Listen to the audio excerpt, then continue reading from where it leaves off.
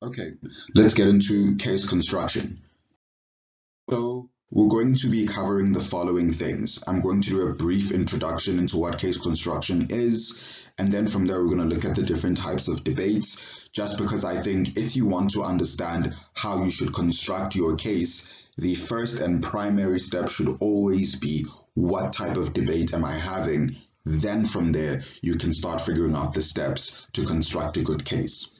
After that, we're going to have a conversation about strategy in case construction. So what should you include in order for your case to be valuable and valid? Then lastly, we're going to have a conversation about what prep structure I want you guys to be using moving forward. Cool. So what is a case? Because that's the first thing we need to understand. A case is just a collection of arguments, characterizations, and rebuttal that aim to prove one central idea, right? So case construction is important because it's how you win debates.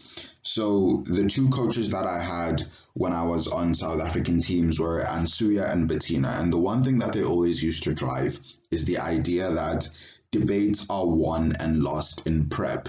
So what you are doing for that 1.5 hours where you're going to be debating is simply implementing what's happened in that 1 hour prep session. And that 1 hour prep session was intended to be you constructing that case. So I want you guys to be cognizant of the fact that every single decision that you make factors into your case, and every single response, sentence, and line that you give in a debate factors into how your case is perceived. So make sure that all of it is meticulously constructed and reflects one central idea. We'll get into more details about what that means in a second. All right. So let's talk about the types of debates. The types of debates are going to give you a guideline of the things that I want you guys to identify when you're constructing cases for different types of motions. The first, and I would say the most common kind of debate you will ever come across will be a change debate. Maybe that changes as you rise in the different levels of debating, but at debating's rudimentary level, the most common kind of debate is a change debate. And they usually start with the words, "this house would." So the key elements that you need to cover here is identifying a problem, identifying, and detailing your solution, and then showing why your solution will work. Thereafter, showing why your solution is morally acceptable. Let's get into each of these steps and why they're valuable. Identifying a problem means that you are able to provide me with details as to what you seek to solve. Identifying the solution means you are constructing a policy or you are expanding the motion, because I think in this House Word debates, a motion operates as a solution in many cases, but you're expanding the motion so that it is more detailed in its solution nature. So you're constructing a policy. Note two things that I will expand on in a second. Firstly, you don't always need a policy in a change debate. It's not always necessary. Sometimes the motion suffices as a solution. In some cases, you will have to construct a policy. Secondly, policies are not exclusive to debates that are written this House would. And we'll talk about how they look in different kinds of debates in a second. The third step, which is showing how your solution will work, is arguably the most important part of a change debate, right? Proposing a solution and then identifying the problem really well are also super important, but in its name, you are changing something, so you have to show why your solution will work. I think this is otherwise characterized in previous forms of training sessions as the NLE triangle, which is necessity, showing the problem, the need for the debate, legitimacy, which is showing why your solution is morally acceptable, and then efficacy, which is showing why your solution works. We're going to detail each of these individually. Then the fourth step, which is showing why your solution is morally acceptable, is the legitimacy level I was just speaking about a second ago. And why that's important, even in change debates, is that some solutions may work and you may identify a problem, but we simply won't implement them because of the moral objections around them. Think of a motion that would suggest that you eliminate everyone with a particular disease in order to eradicate that disease. Let's look at it using the metric that we've set up here. Is that particular disease a problem? Yes, we've identified a problem. Would your solution of eliminating everyone with that disease alleviate the problem? It is more than likely that it will, so it will be effective. Then you can do mechanisms to show why it's going to be effective. Which begs the question, why hasn't this been done with many major illnesses that plague our society? Simple answer, it is a morally unacceptable solution. The act of mass genocide, killing, is not something that we deem as morally okay in society. Hence, we're not likely to implement that solution. So we need to make sure that for each solution we're bringing, we show an aspect of moral acceptability for it. Answering all of these questions means that no speaker in a debate should be speaking under time, because these are a lot of questions to answer comprehensively. All right, let's explore a bit of the first step, which is identifying the problem, right? So for problem analysis, there are a couple of key things you need to do. The first thing you need to do is that you need to show why the problem is inherent to the motion, right? So you want to show why the problem is specific to the topic that you are discussing, and it's not a vague and random problem, right? So if it's a debate about paying reparations to former descendants of slaves, your problem can't be racism, full stop. That is a very vague and uninherent problem. It has to be, what were the economic consequences of slavery, and why do reparations, firstly on a principle level, warrant the kind of atrocities that happen to Black people under this specific act of racism? Secondly, what economic benefits could be derived through reparations? That's tailoring the problem of racism specifically to your motion. So make sure that you are bringing me inherent problems. If it's an uninherent problem, you have to be willing to defend your solution being implemented across the board wherever the problem exists.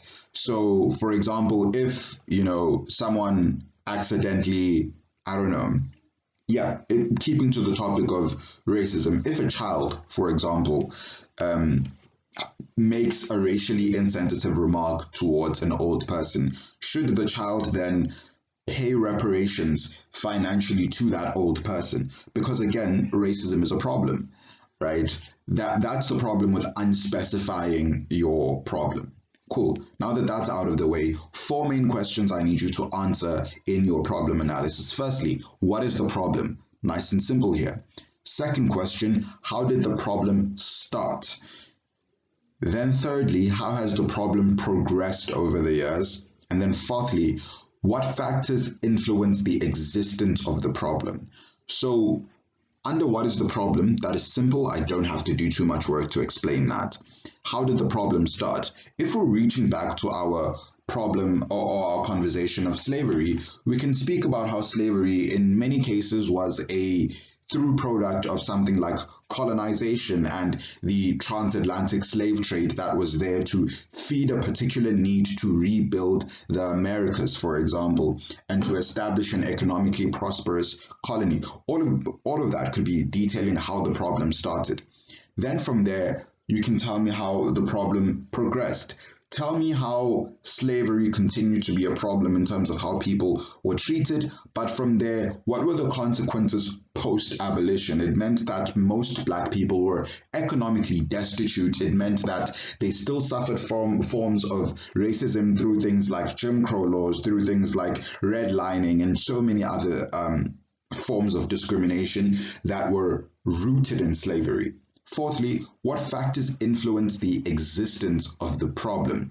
Here, you are going to outline the key factors that lead to that particular problem existing and how it is sustained in modern times. Here, you can speak about mass incarceration, speak about police brutality, speak about how banks and financial institutions still discriminate against Black people, showing me that these are the problems that still exist in modern times with respect to slavery, or with respect to slavery, I guess, and how they've progressed.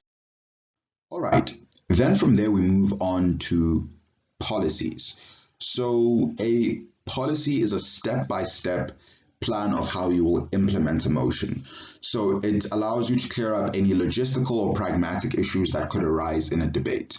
So in a policy, it's important for you to give me the details that I need in order for the debate to happen, but don't give me too many details. 3 things, and again, use your discretion. I'm putting a disclaimer here for every single aspect of this lesson. Use your discretion for where are things applicable and not applicable. So these are the 3 questions you should be answering in your policies, which is who will implement them, how will it be implemented, and approximately what time would it span for. The third one is a discretionary one. You don't always have to have it, but there are some cases where it's necessary for you to have it. The first 2, I think, are important aspects of any and every policy. Let's look at an example. This house would expropriate land without compensation. So firstly, who will be doing this? A subcommittee of the government will be established to facilitate this process. Secondly, how will it be done? A, people will be provided, will be forced to provide reasonable evidence that somewhere in their lineage there was past ownership of the land in question. Then from there, the current occupants will be given reasonable notice and will be given a time frame. Keyword here, time frame. Remember, it would become contentious in the debates that were just displacing people. So this is where the when is important. So people will be given a time frame so that they can reallocate and make alternate arrangements.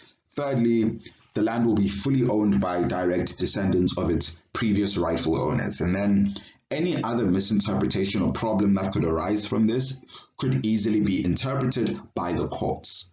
Cool.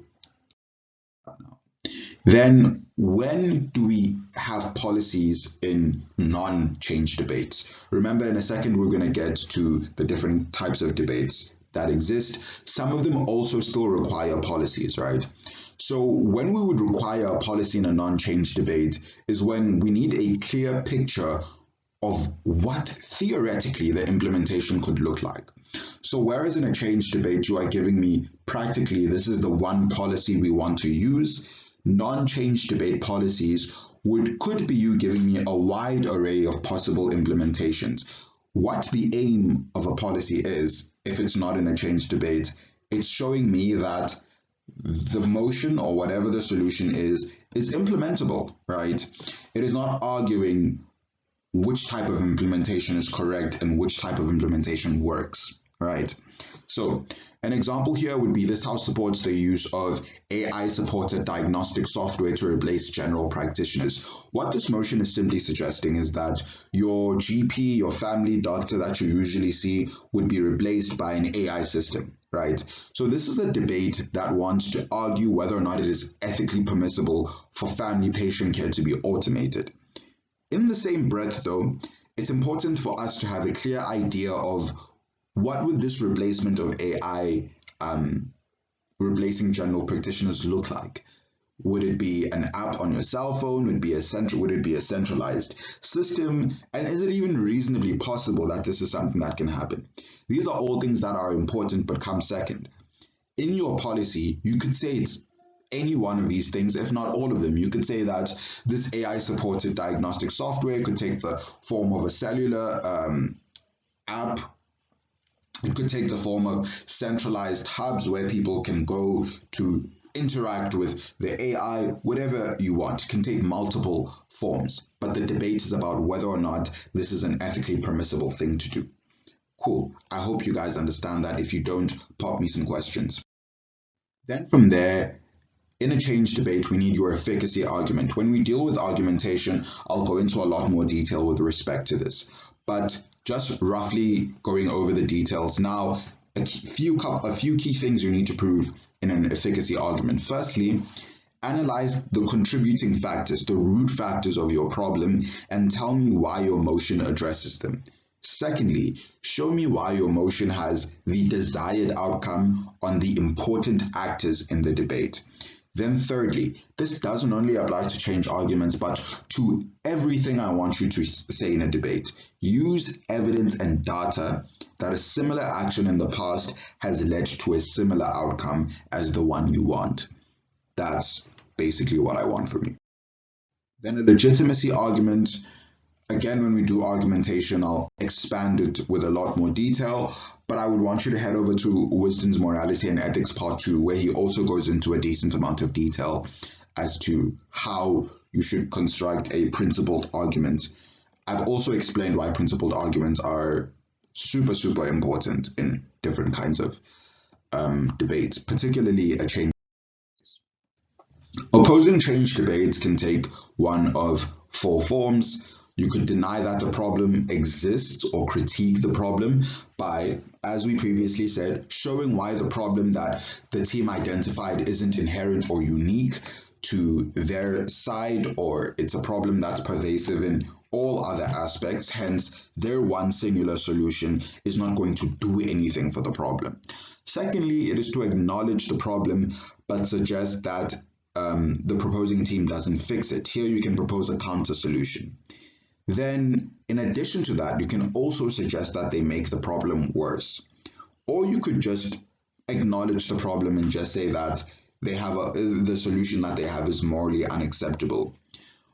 What I often suggest is that you don't do any one of these in isolation. If you're going to do them in combination with each other. So you can do 2, 3, and 4 altogether if you want, and it could all be reasonably done with a consistent line in the debate.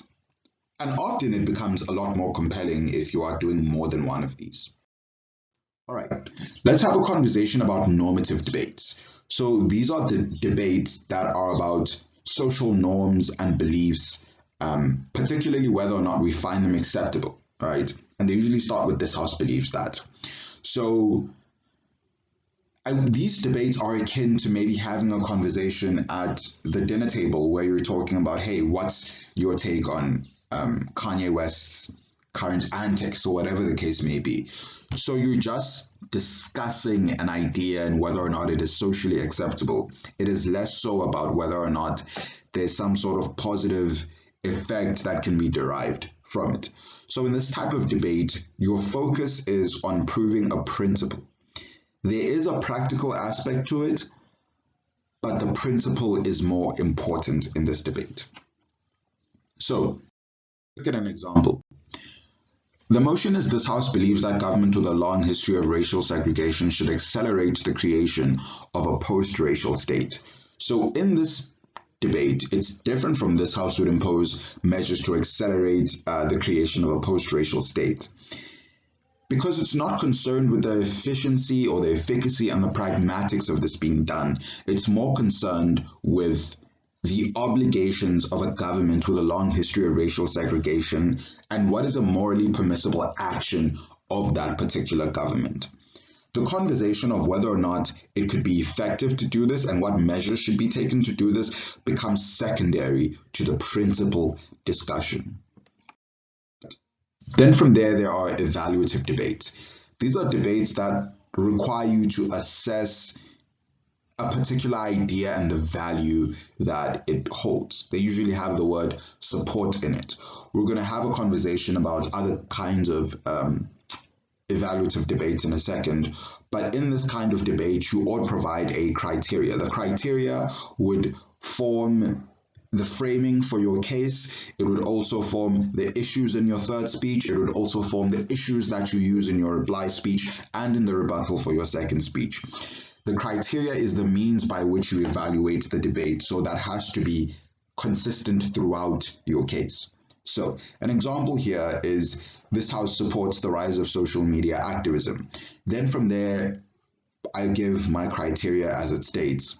What you're noticing about this criteria is that it is specific to the motion. Specificity is important in debates. I'm not saying here's a criteria for when we support something. That would be ridiculous. There's no one set measurement for how we support a wide variety of different things in society. I'm saying specifically, when would we support a rise in a new form of activism?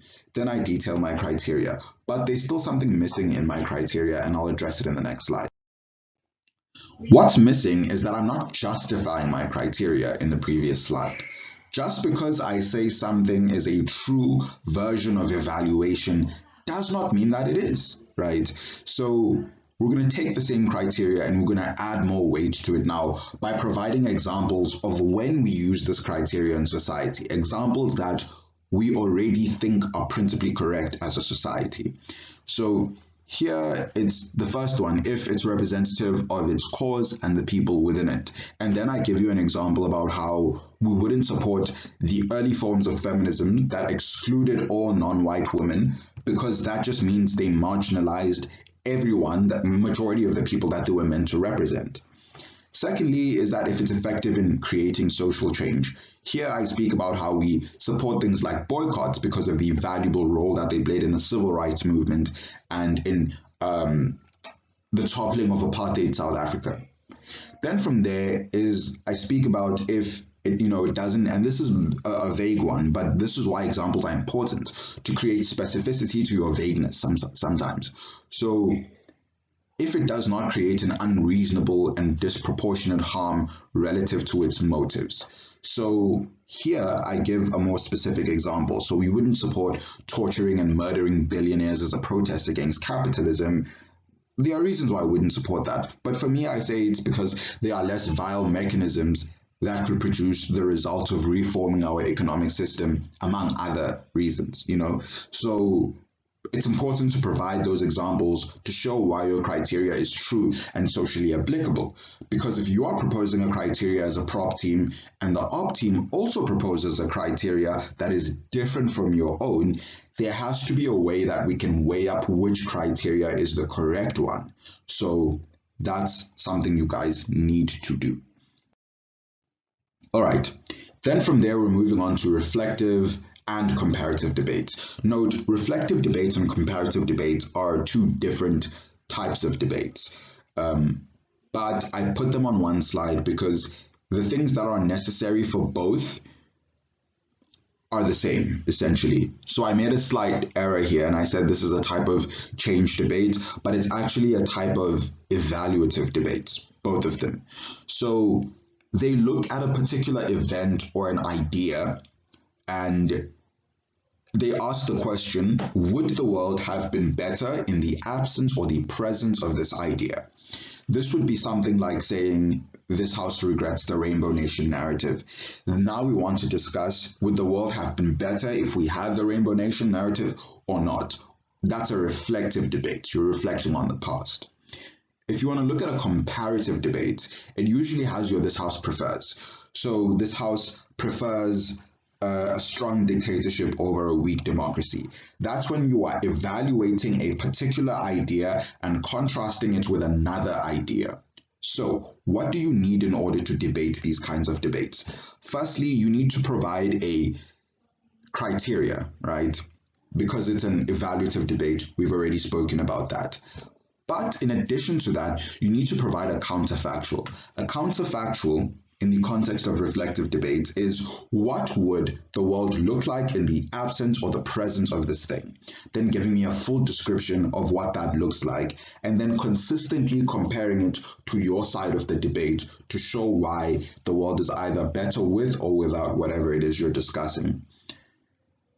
Then for comparative debates, same conversation of a counterfactual. You're going to say, if it's a strong dictatorship versus a weak democracy, what does a world with a strong dictatorship look like?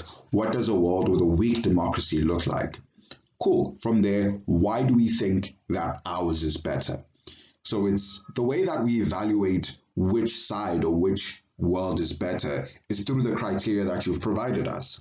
So it's important that both of those things are present within your case. Then lastly, we have actor debates. Actor debates exist in conjunction or tandem with any of the other debates that I've already spoken to you guys about previously. So these are the debates that evaluate emotion through a lens of a particular actor. So they evaluate it through the benefits or the harms that are given to that actor. They usually have a this house as X, Y, and Z would do or believes that, whatever the case may be. So here, how you win the debate is by characterizing the interests of the actor who's doing a particular thing, and then showing why your side of the debate speaks to those interests better than anyone else. An example here would be this house as a young South African would vote EFF in the 2024 elections. So I set up a metric of what are the interests of a young South African. Then the debate has to be won and lost based on whether or not that particular metric is met within your case. Now let's have a conversation about the elements of the case, the things that your case needs to have in order for you to win. Well, I guess it kind of depends. So here we start the conversation with characterization and framing. So characterization, in short and in simplicity, it is the way in which you decide to describe or paint a particular group of individuals, institutions, or ideas. So this does not mean you say China bad or USA bad, USA good. No, you can decide to focus on the negative aspects of them, but you still need to acknowledge the full spectrum of their reality, right? So that is what your characterization is. The image or the idea and perspective that you have on a particular notion or concept. Then your framing refers to the central notion or the idea about what your debate is about, right? Think about Think about an actual frame of an image. There's a lot that's going on in the world, but the frame forces you to focus on one particular thing or one central thing within the image, as opposed to everything else that's going on in your environment. That is what your framing is, what you think the debate should be focusing on and what is important in the debate. Of a motion and the framing and the characterization that I have.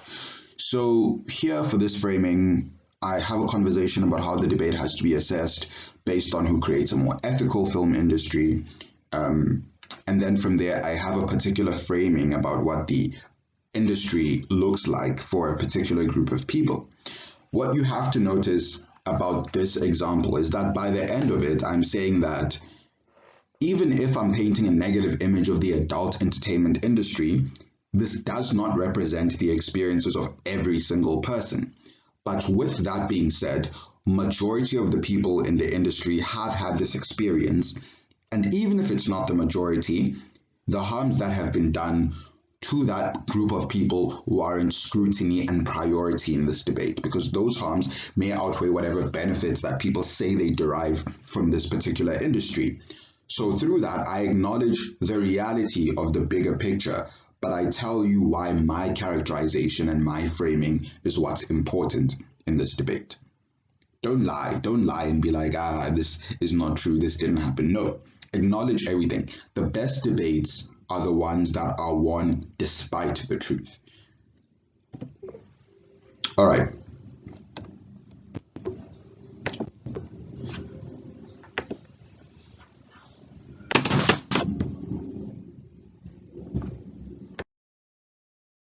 Conversation is burdens of proof or burdens. So very simply put, this refers to what you need to prove in order to win this debate. You can impose burdens onto the other team as well. And then from there, I have an example of how burdens should otherwise work and then burdens that you can impose on the other team. What's important to understand is that don't impose unrealistic, unfair, and unnecessary burdens onto other teams. Your adjudicators will notice. So be very deliberate about the burdens that you are putting onto the other team. All right. And then the way that you identify what your burdens and core questions are in the debate is based on the kind of debate that you are having. Let's talk about questions. And in essence, there are two types of questions you need to answer in debates. There are contextual questions, then there are core questions. So what I want you guys to be doing, and you'll find that this is in your prep structure as well, for the first 3 minutes, whatever question you can think of, just write it down on your page. Then from there, we'll start grouping them into contextual and core questions and how we should prep moving forward. All right. Let's talk about contextual questions. So contextual questions are the questions that you need to know in order to set up the debate. These could be random, as many questions you could possibly think of. So just write them down on the page and then you can go from there. Now let's speak about core questions. So these are the central questions you need to answer in order to win the debate, right? So your case needs to be structured around these core questions. Your analysis, your rebuttal, everything needs to be structured around these core questions and making sure that you prove them. All right. So from there, we can look at two ways to identify our core questions. The first is using the type of debate we're having as a guide. Then from there, try to answer the legitimacy and efficacy questions, because even when I did the third speaker sessions, the one thing I wanted to put forward was the idea that the two main reasons we ever make any decision is whether or not it is morally correct and whether or not it will produce a positive consequence. With that being said, then, the biggest consideration for any motion would be likely those two things, whether or not there's moral reprehensibility towards it and whether or not it produces negative or positive consequences. So that is an easy guideline you can use whenever you want to start identifying what the important issues in the debate are. Also specify it. Don't just be like legitimacy and efficacy. That's not an issue. If there's one thing I'm fighting throughout this presentation, it is specificity. I really want specificity from you guys. Then from there, you have to set up your context. And in essence, what context is setting up the important information of the debate in order for your case to make sense, right? So it's giving me all the details around your case. We've already spoken about contextual questions. These are the key things that need to be covered in your context, in addition to other contextual questions you may possibly have. And then in a second, we're also going to look at a couple of other interesting things you can have in your context. So the key questions I need you guys to answer in your context is, firstly, what is the problem that necessitates us having this debate? Remember, I've already taken you through how to do problem analysis. You must be doing it in your context. Secondly, it is what recent events have happened in relation to the motion and how do they change the nature of the discussion? Then from there, I look at what do the important aspects of the motion look like, and what is the comparative, right?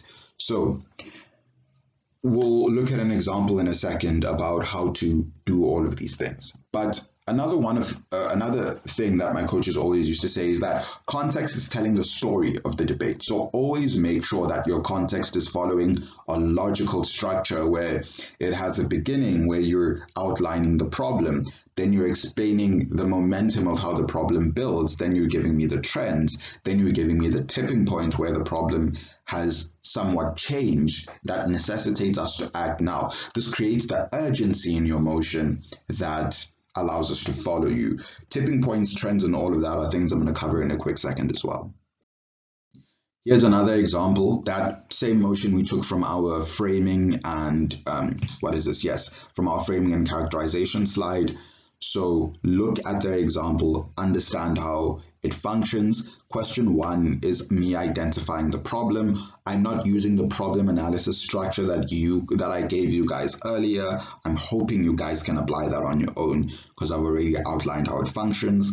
Secondly, I'm telling you what recent event has happened to make this motion relevant.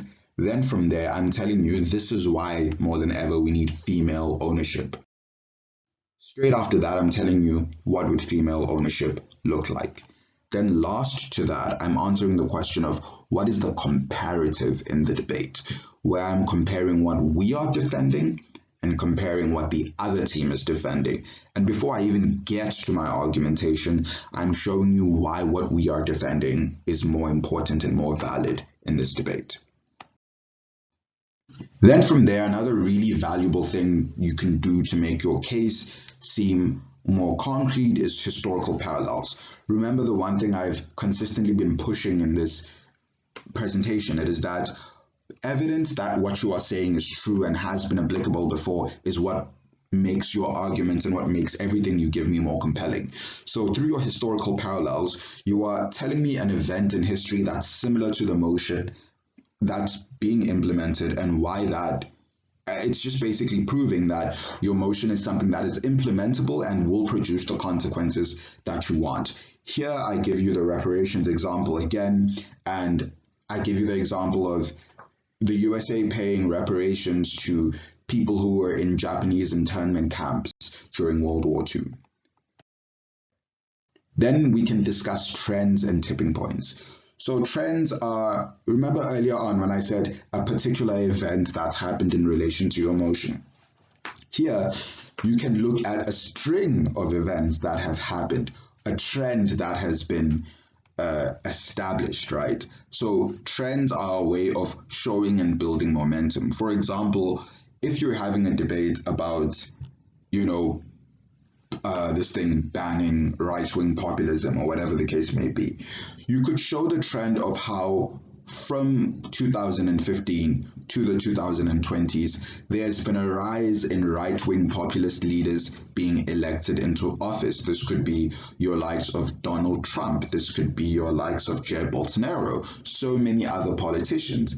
Then from there, give me a tipping point, one event that is a part of the trend that has dramatically shifted how we understand the trend, right? So those are trends and tipping points, and they create a necessary urgency within your cases.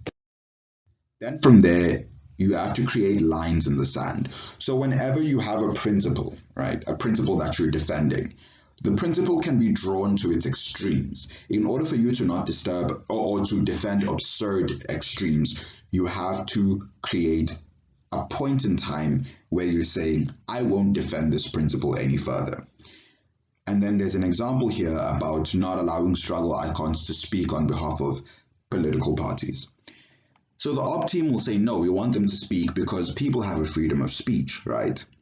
So then a prop critique could say, do you support catcalling, slut-shaming, and hurling slurs towards minorities? Because that's also free speech, right? It's people expressing what they want. You have the right to say, no, I don't support those things, because we support free speech insofar as it is not emotionally or directly harming a particular group of people. A politician showing their views and support towards a party or struggle icon doing this does not directly harm or infringe on people's rights, the same way that slut-shaming, catcalling, and hurling slurs at someone infringes on someone's right to dignity. So it's important for you to draw those lines in the sand. I think this is a bit of an extreme example, but I think it works for showcasing one. Then preemptive cases. So preemptive cases is you doing the work of trying to figure out what the other team will say and weaving it in so that you already have a response within your case. Like I said, debates are won and lost in prep. So if you know what to expect within your prep session and you weave it into your case, either through your setup or adding layers to your argument that directly respond to what the other team says before they even say it really, then you are a step closer to having a valuable case. Now we're going to have a conversation about structuring your prep session. There's a prep structure that I'd want you guys to be using. So just going into it, from minute 0 to 3, that's going to be silent prep, but for strategy. This is where you're going to be asking the questions that you want. So your contextual questions, core questions, everything in between. Then from minute 3 to 6, you're all going to give feedback on those questions. So you're just going to throw the questions towards each other, and then you're going to decide on your set contextual questions that you want to answer and your set core questions that you want to answer. Right. Then from there, from minutes 6 to 12, you're going to be generating ideas to answer those core questions. So if you have an idea that's not in the core questions, maybe keep it aside for now. For the minutes 6 to 12, you're going to be generating ideas to answer those core questions and those contextual questions. Minute 12 to 25, you're going to be doing feedback where you're going to be discussing all of your ideas. We don't have a scribe in our prep sessions, so everyone will take on the role of a scribe. Then from there, you will go for 2 minutes. You will look at everything you've written down in the discussion and you will try to construct a case for yourself. So what arguments you want, how you want to group the arguments, which speech you think they should go in, what do you think your burden is by the end of that discussion. Then from there, you go into actually constructing your case, doing your context and your characterization. From minute 39 to 42, you are adding examples to your cases, and then other people in the team might be dedicated to coming up with a preemptive case, so that by the time from minute 42 to 49, when you write your speeches, they weave in responses that they have for the other case within your argumentation. Then from minute 49 to 56, you would be delivering your speech to one of your teammates. Then they would give you feedback on it.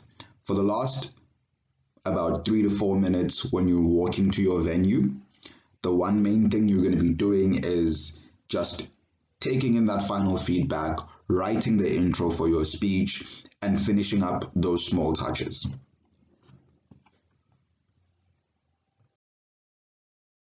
Of tips from me. Firstly, what I've been screaming at the top of my lungs: evidence is key for your arguments, for your context, for everything. Everything you give me in the debate, I want you to show me how it applies to the real world, right? You let your evidence not be an absurd and unreal thing, right? Make sure you are giving me evidence that is rooted in reality. Secondly, robustness is a must. So what I mean by that is there's no such thing as something existing in only one shape or form. So it is not that all, like, say the motion is about this house would, I don't know, this house as the US government would pay reparations to descendants of slaves, like we had earlier on. Not all descendants of slaves want the same thing. They all don't think the same. So make sure there's nuance and robustness within how you characterize actors, within how you characterize scenarios, and everything in between. Make sure that you are doing that. Thirdly, practice a lot. You're not going to get great at case construction when you wake up in the morning. It's important that you practice as much as you can so that you get better at it. The more cases you prep and feedback that you get, the better you will be at case construction. From me, thank you, and I hope you have a good day.